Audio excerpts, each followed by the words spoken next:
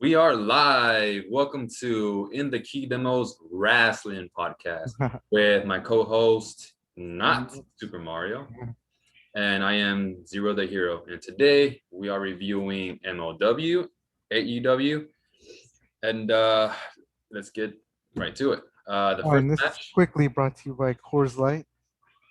Okay. We're a very successful podcast, so we're getting shameless plugs in. But yes, the first match was ACH versus Brian Pillman Jobber. Jobber? Why is he a jobber? You know why. It was a pretty decent match up until the end. Uh, it was a very awkward exchange in some strikes that I don't know if it's because they lacked chemistry or if it was on because it seemed to me like ACH was calling the match. Mm. So I don't know if BP Jobber was the reason behind it because some miscommunication was there.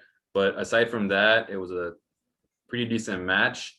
And obviously, the post match was a pull apart. It was okay, and it sets up what I'm assuming to be a three-man on Filthy Island. I'm assuming that's where it's going to take place.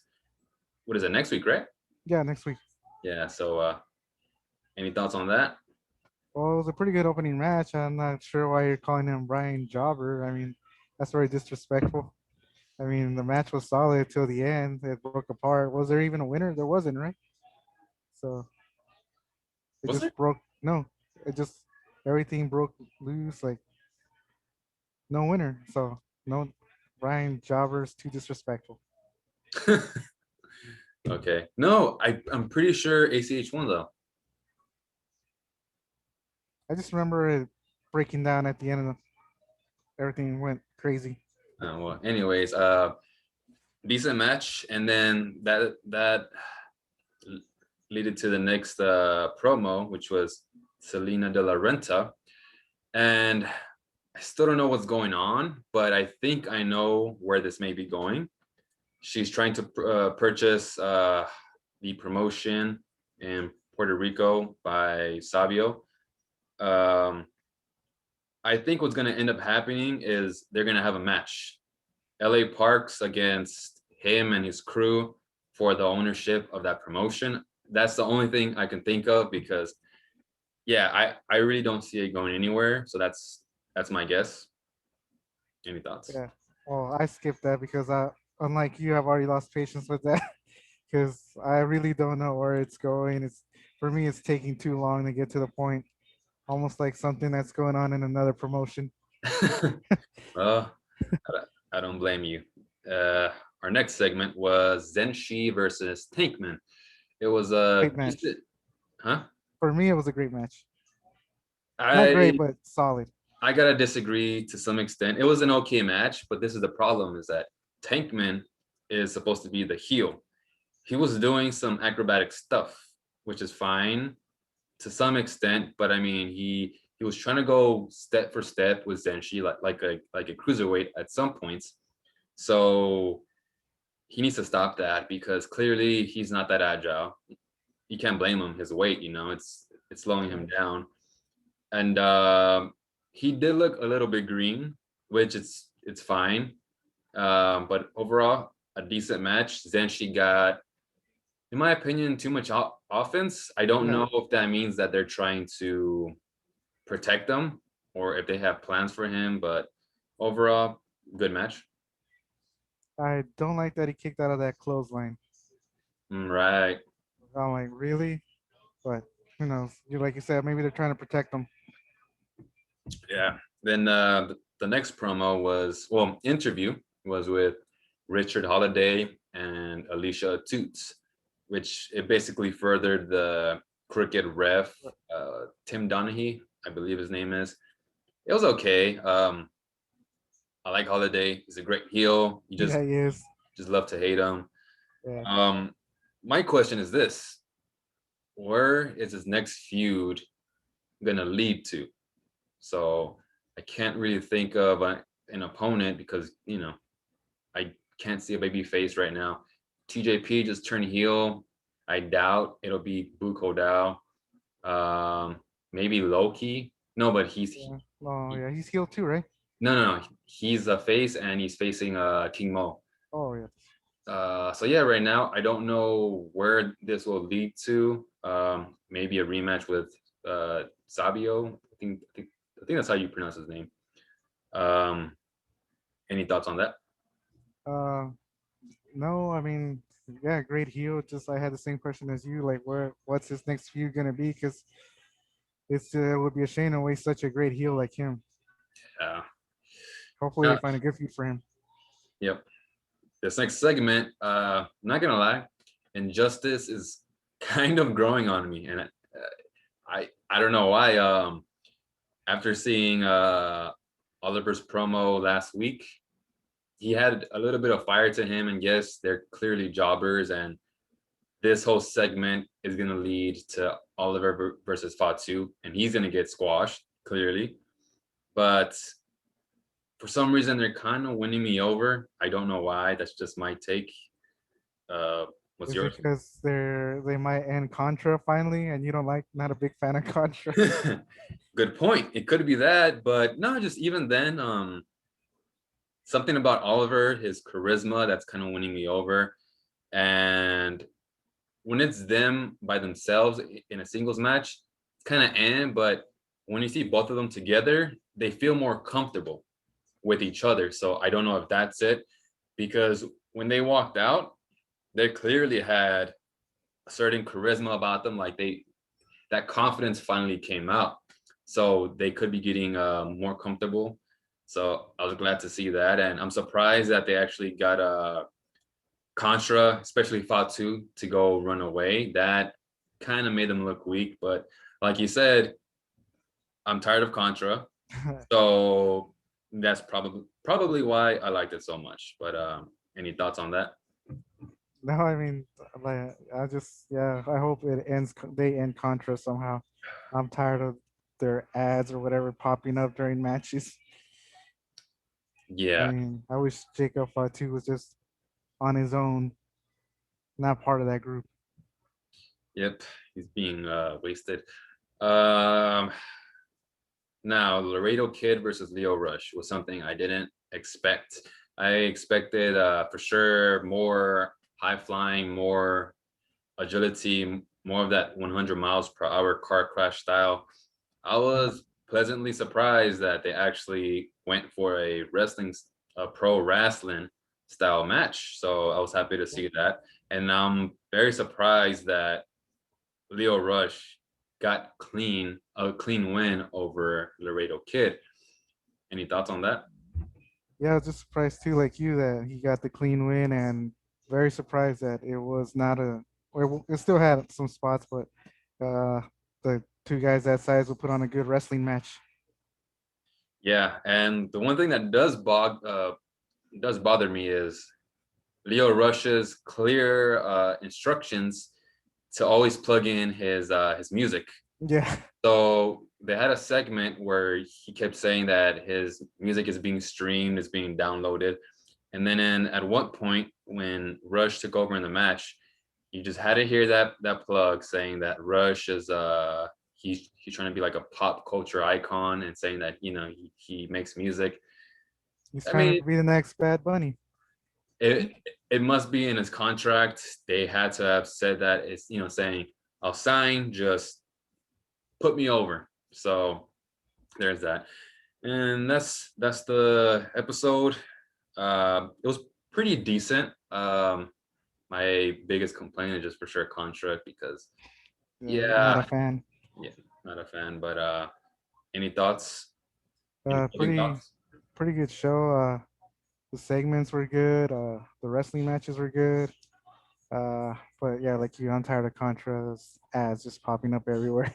Yep, But it was a pretty solid show for me. yep. So that concludes our MLW review. Next up is the AEW portion.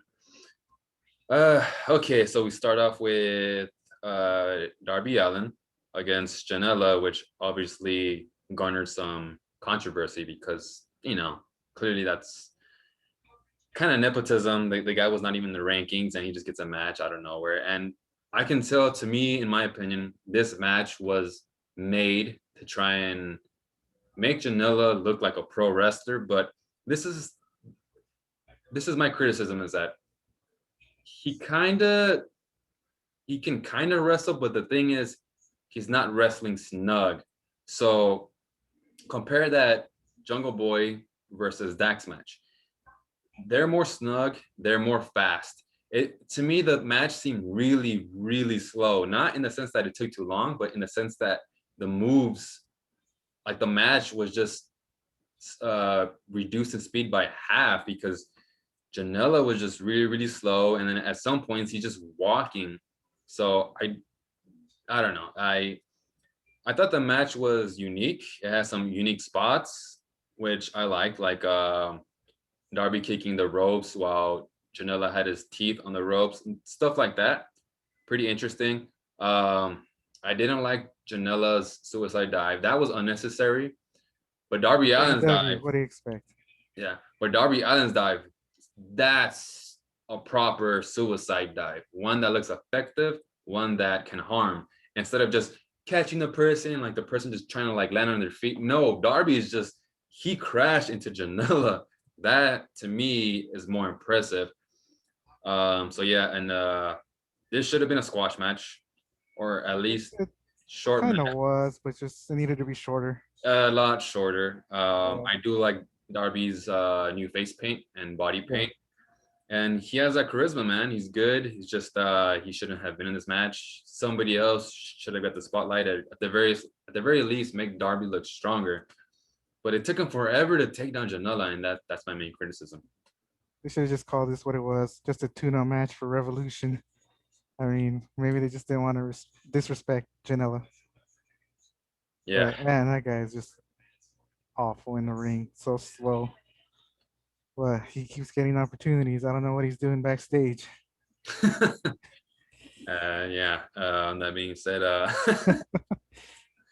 Moxley had a good promo. Yeah, He rarely ever doesn't have a good promo. yeah. His promos are always good, but the wrestling's the bad part. Yeah. What surprised me at one point was, I don't watch New Japan, so I didn't see his title with him. So when he got the belt and just put it over his shoulder, I was like, oh wow, he's actually champion. So that's a pretty cool visual to see, because he may not be champion in AEW, but in a New Japan, he's a champion. So that's a pretty cool visual. Um, any thoughts on that? No, just like you said, a pretty solid Moxley promo, and that's his best quality right there. The promos. Just wish it could translate over to his wrestling or putting together a match. Yep. That leads to the Nightmare Family with Lee Johnson versus Cesar Bonani and Pretty Peter Avalon. As if we weren't tired of Cody versus Peter, we had to see it again here. Clearly, this is the funny thing. If you look at that match, Lee Johnson and Bonani look a lot better than Peter Yeah, Avalon. they are very talented. Physically, their image way better, and just their styles just way better. Like, I think Peter Avalon has at least a decade in of experience, but this is what happens when you don't go to proper training school. And Bonani and Johnson, I'm assuming, are going to the Nightmare Factory. Factory. Yeah, Probably, I don't know, but I have seen Bonani on AEW Dark. He's been jobbing, but I clearly saw that he has potential. He's a big dude. He works like a heel really well. I was glad to see him get offense against Cody. Clearly in this match, it was not about Cody. It's his best trying to put over talents that's not known. Avalon, I still don't know why he was there, but I was glad to see Lee Johnson get some time in, and Bonani. My main complaint about the match was the fact that, because I do watch their YouTube channel, the Road to Dynamite. That was such a good package, but they don't put them on television. And I heard fans saying because there's not enough time. There is enough time. It's just with all the pull aparts, with the long entrances, with the matches that go way too long. Of course, there's no time, but Lee Johnson had a pretty good package on YouTube that it could have been put before the match, have the match, and then have his promo, which it was okay, but you know, he's winded, so he kind of played off that and he gave credit towards the Nightmare family. But that could have added character to him. It could have made us like him better as a babyface, but they missed that opportunity. So that's my main complaint. I mean, I thought it was a pretty solid match. The other two guys, Johnson and what was his name? The other one, Cesar Johnson and Pinani. yeah, they look pretty good in the ring. And yeah, I don't know why Avalon keeps showing up on Dynamite, but I'm not gonna lie, I do like his gimmick or character, whatever. Yeah, He's just, it kind of works. yeah, it works. He's just not as talented as the other guys in the ring, but Yeah, I mean, I'm not gonna hate on this match. I mean, it is what it is. yeah. Then that leads to the Young Bucks promo, which it's just another awful promo from Matt Jackson. But I will say this, I liked it not because of Matt Jackson, but because the Good Brothers are just so entertaining. We watch BTE, and I love how the Good Brothers are on there. They're very Yeah. charismatic, just aloof, funny, silly. They should put this personality more on TV, and they finally did. Just not too much where the last match they had was heavily edited, but I think you had missed that part. Was Anderson was saying that do the too sweet for the NWO Wolfpack, and then he said, "Let's go find Sting," and he just that was just silly. It works. I got to see more of them on Dynamite for sure. I don't always like comedy that much, but these guys clearly have the charisma. The other wrestlers should learn from that. Yeah. So, any thoughts on that?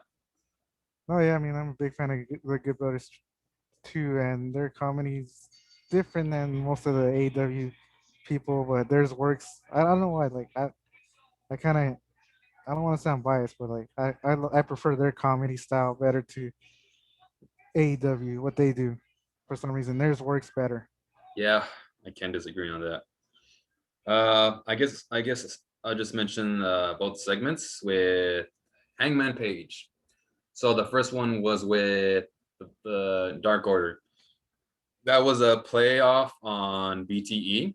So like I said, we watch it, so we're kind of up to date. Um, it was interesting to see Anna just in the background, just brooding and kind of Yeah, pissed off, saying like, "Don't lead these guys on." So you know, it was okay. And obviously the Matt Hardy segment where they're at the bar and he tricks Matt Hardy. So clearly there is no more storyline. I mean, they may just show that Hardy would try and like ask him, "Wait, what's wrong? Why'd you lie to me?" But aside from that, clearly Hangman is not going to join the Dark Order. Maybe he still might. They're kind of hinting at it. He's clearly not going to join Matt Hardy, which I kind of wanted him to because Matt Hardy is oh wait, didn't such. he sign a contract with Matt?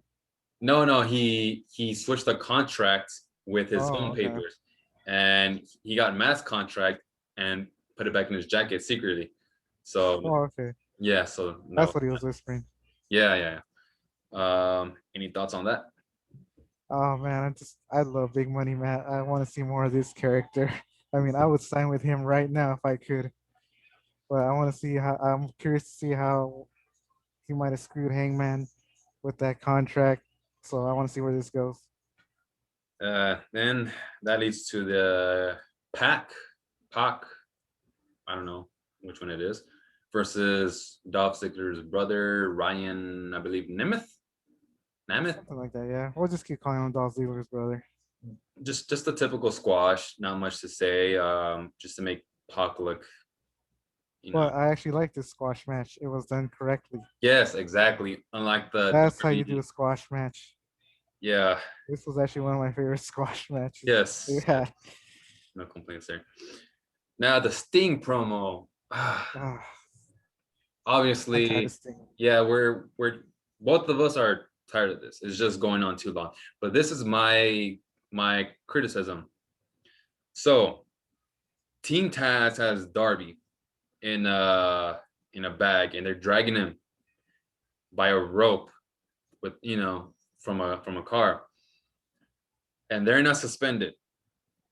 Yet FTR is suspended for cutting up the horns of Luchasaurus's mask. Does that make sense? No, it doesn't. But I still can take this segment seriously because when I saw Darby Allin in that body bag, I just pictured it like I know Darby Allin's the one that said, "Hey guys, put me in this body bag, tie me up, drag me." So I can't take that seriously. Like Team Taz gets no heat from that for me. So Yeah. So and of course Sting tried to rush over to Darby's aid, but he's like 61 years old, so he can't run. So he just walked away. But that being said, that led to the Thunder Chola, which is what I'm gonna start calling her, versus Layla Hersh. It was an okay match. I was looking forward to this match. Same here. It was okay. Hersh is still kind of green, but clearly she has potential. That's pretty much it. Any thoughts? You didn't like the dives, right? What'd you think of her dives? I actually missed the dives. Like I was kind of Oh, okay. busy, Oh, like doing some yeah. errands in there. I Um, mean, I could have sworn you saw it because you said, "Oh, she didn't." Thunder Rosa didn't sell that. oh, that's right. Yeah, it was one dive where Hersh jumps on Thunder Rosa, and yeah, she may be 4'10", but she's like I don't know. She's pretty damn thick. Like a small little cannonball just going on Thunder Rosa. Thunder Rosa gets up in less than 5 seconds, straight into the ring. That threw me off. Yeah, So that being said, it was a decent match. I was glad to see a good women's match on AEW. yeah, it was pretty solid. Then you had the Jungle Boy promo. Right now, I'm currently high on him after seeing what MJF, Darby right now, Hangman, their directions. Jungle Boy is the one that he's the unknown that hopefully they actually do justice on. He had a promo. It was okay. Still kind of monotone, but clearly that cuss word at the end I loved it. it popped. You see, because sometimes when people say them like Jade, I believe it was last week or 2 weeks ago, it comes off as fake, like they're Mm, trying to sound tough. But Jungle Boy, he's clearly been practicing with Arn Anderson and Tully. He had more conviction to his bad word, and it was an okay promo. So he is getting better. I was happy to see that. And yeah, any thoughts? Yeah, I liked this promo, especially the way he delivered that last word. I mean, I kind of felt some fire behind that, but we'll see where it goes. Yeah. And finally, our last segment, the main event. Oh, Okay. I did not like the match at all. At yeah, all. It was poorly done. Just a typical hardcore match. This is my main criticism on it. Is that I don't know who Kinta is. I don't watch New Japan. So this was supposed to be the first time I see him. He's supposed to be showing the new fans that don't know him why he's so good. He never looked good in this match. Moxley was making him his bitch, to quote, yeah, you know, Jungle Boy. yeah, Jungle Boy. Um, and once again, Kenta did a GTS Yeah, on Peter Avalon. That pretty Peter Avalon. pretty Peter Avalon. Looked That botched. it was Well, botched not botched, but looked awkward. and now I see it. He's too small. His center of gravity is too low. So any guy who's like 6 feet tall or taller has to really, really go down there. So he botched two in a row until the last one, which looked decent. I forgot who he put it on. Was it Archer Yeah, or no, Mux? I forgot who it I was. lost track of this match. Yeah. So But I am not impressed with Kenta. I don't see the big deal with Kenta. Clearly, people are more stoked for the fact that New Japan stars will come over. I don't know if that'll happen anytime soon, but I didn't like the match. Kenta just he just looks like a regular wrestler to me. Any last thoughts on the main event? Uh, no, I mean just your typical AEW main event all over the place. Good Brothers got involved. I did not like that this destroyed Pretty Peter Avalon's bed. That was the lowest point of the night for me. uh, I mean, I'm not a fan of him, but his gimmick, like, how dare you destroy his bed? I bet next week we will see Pretty Peter Avalon against one of those guys, whoever landed on his bed. I forgot, was it Omega, Archer, or I doubt it. If Pretty Peter Avalon is gonna quit in a Cody match when he has what Cody in a submission or something like that, if he's gonna quit like that, he's not gonna come up to whoever it was. So I doubt it. but I knew this would happen, and I don't like it. Lance Archer taking another loss Okay. because when they set up this match, I knew it. You can't have right now.